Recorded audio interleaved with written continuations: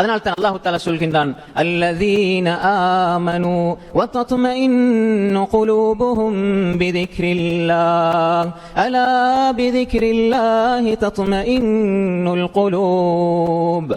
அல்லாஹ் தஆலா சொல்கின்றான், அறிந்து கொள்ளுங்கள், அலா அறிந்து கொள்ளுங்கள், பிதிக்ரில்லாஹி தத்மஇன்னுல் குலூப், அல்லாஹ்வுடைய நினைவால் அல்லாஹ்வுடைய சிந்தனையால் உள்ளங்கள் அமைதி பெறுகின்றன.